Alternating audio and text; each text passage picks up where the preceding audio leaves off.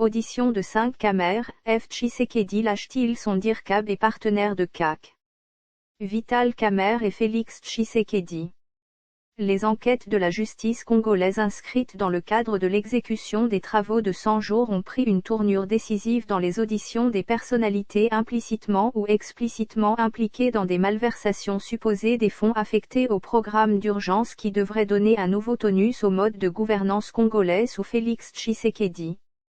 Après les directeurs des entreprises, un gros poisson sera entendu par le parquet général de Matete à la grande surprise de la classe politique qui voyait en Vital Kamer un personnage immunisé non seulement par son statut de directeur de cabinet mais aussi par les accords de Nairobi qui consacrent une alliance entre l'UNC et l'UDPS. C'est bel et bien cet homme-là qui en dépit de sa posture risque bien de devenir le codétenu de Samil Jamil et le directeur général de l'Office des routes pour infraction commune, à Makala, les deux autres notamment David Blattner et le décigramme de la Airway Bank déjà libérés moyennant caution sans laisser trace sur le reste de leur culpabilité.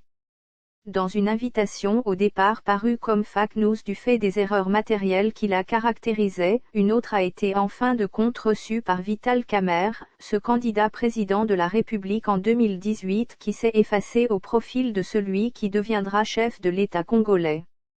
Cette invitation a suscité indignation et colère des partisans de l'UNC. Selon Gabin Lulendo, son porte-parole intervenant sur RFI, l'Union pour la nation congolaise s'insurge contre la grave légèreté avec laquelle cette invitation a été adressée, évoquant le manque d'égard au rang de Kamer et déposée à une adresse autre que celle reprise sur une invitation. Un courrier émis le 3 avril 2020 pour se présenter le 6 mars 2020. Cependant l'agacement de l'UNC ne rentre pas dans la logique du parquet qui n'exclut un directeur de cabinet du chef de l'État convoqué pour des renseignements en face d'une instruction. CAC est au bord de l'implosion. Les antagonistes alliés sont aux antipodes d'une relation qui n'aura duré que 400 jours au sommet de l'État. Et de croire que Kamer savait qu'il s'était fourré dans une alliance même si Tshisekedi avait lui-même dénoncé les menaces et manipulations dont les personnes interpellées étaient victimes, de mauvais traitements dans l'unique but de leur extirper des aveux. Parmi les détenus, quelques-uns nous avaient même révélé avoir connu des traitements pas corrects pour s'être opposés de citer le nom de Vital Kamer. En tout cas, plusieurs cadres de l'UDPS et du FCC ne sont pas à innocenter dans ces graves accusations. En effet, Jean-Marc Kabinde et son lieutenant Augustin Kabuya qui n'ont pas attendu des siècles pour passer à l'offensive contre Vital Kamer le mal-aimé de la horde des zombies de Limete, avaient à maintes reprises menacé l'accord de Nairobi qui consacre Kamer candidat de CAC en 2023. Il en veut pour preuve, les propos de Kabinde au stade des martyrs, qui avait parlé de la candidature éternelle de l'UDPS ou mieux de son président. Autant dire que Félix Tshisekedi s'est révisé lui qui avait pourtant juré que Vital Kamer demeura à ses côtés n'en déplaise aux radicaux tshisekediens qui tiennent opiniâtrement à faire le ménage autour de lui. Comme on peut le constater, Félix Tshisekedi a baissé la garde lui qui était devenu l'avocat des causes perdues de son bras droit. Qu'il livre ainsi le coach, alors que lors d'un de ses conseils avait déclaré toute sa satisfaction sur le déroulement des travaux de 100 jours, le beau-frère tourne le dos à son beauf. Ainsi le garcon Beka, qui se trouve entre le marteau FCC et l'enclume UDPS tombe dans les manigances ayant fait sujet d'humiliation des fidèles de Kabila. Il devient l'ennemi commun du FCC et de l'UDPS. En dénonçant publiquement cet acharnement, l'UNC se montre être au courant des officines qui manœuvrent les sales coups contre son président national sont extrêmement virulents. Selon nos sources, les 2 dernières nuits entre Félix Tshisekedi et son directeur de cabinet n'auraient pas été de bon augure.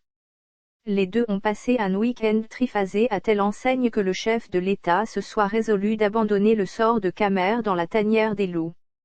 Si tout se passe comme prévu, Kabinde et Kabuya sortiront gagnants d'une bataille à l'interne ou une procédure de déchéance qui est déjà déclenchée à l'externe ou une probable incarcération de Vital Kamer ferait bonne affaire sur la propagande de la mandature de l'UDPS à la magistrature suprême. L'un des alliés de l'accord de Nairobi étant ainsi exposé à une flagrance qui lui coûterait des années en cellule, sauf si cela n'est une manœuvre pour définitivement taire les malentendus entretenus autour de la responsabilité de Khmer dans l'échec de 100 jours.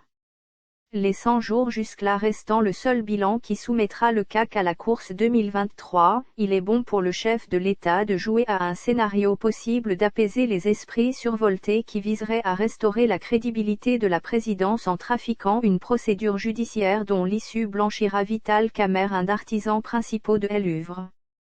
Toutefois l'UNC qui, à travers ses ministres, conseillers du président, proches et membres réunis dimanche pour dénoncer l'acharnement et campagne de diabolisation contre leur chef du parti visant à le déstabiliser et déstabiliser la coalition présidentielle, se dit prête à assumer le combat qui s'ouvre et assure qu'elle ne va pas courber l'échine, en soulignant sur l'importance de une coalition issue d'un accord, sans lequel le cap pour le changement n'aurait pas vu le jour et ne saurait par conséquent arriver au pouvoir.